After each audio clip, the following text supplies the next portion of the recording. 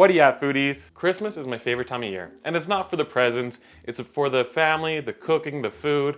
That's my favorite part of Christmas. That's why I love this. It's all about, getting your hands dirty, spending time with the family, blasting the Christmas music, and I'm gonna show you guys how to make my grandmother's gingerbread recipe. This recipe I've been making pretty much my whole life since I was a little kid. It's one of the first few recipes I started making when I was a kid, so let's get into it.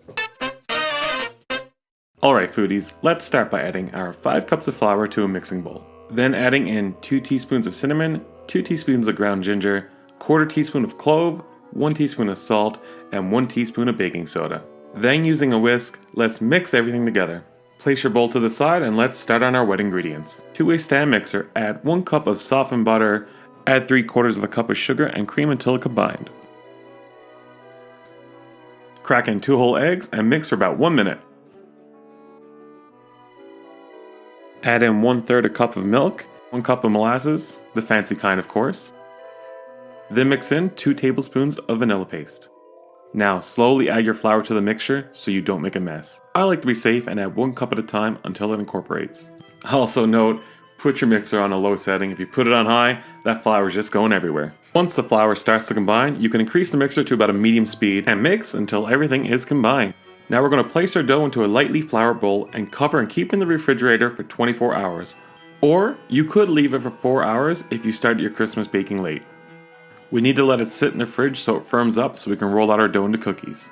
This is best done on a smooth, flat surface like a granite countertop. Now you can do this on a cutting board like I am, but it can stick and ruin your cookie. The key here is to lightly flour our work surface. Too much flour will show up in our end product. Taking half your dough, place it on your work surface, and with a lightly floured rolling pin, start rolling out your dough.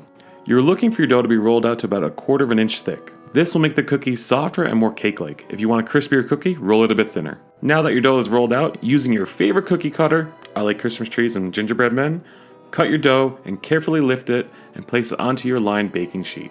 Now place your cookies into a 375-degree oven for 12 to 15 minutes or until golden brown. You can decorate these, but I like to eat them plain with a cup of tea, or like Santa does it, a giant glass of milk. And there you have it, foodies. My childhood cookie I used to make every year at Christmas time. Gingerbread cookies. I love these guys. Bring back lots of memories for me. This is definitely a comfort food. Brings it back to the beginning of it all, when a young foodie decided to take a path down the food career. Merry Christmas, guys. And as always, Food-dee out.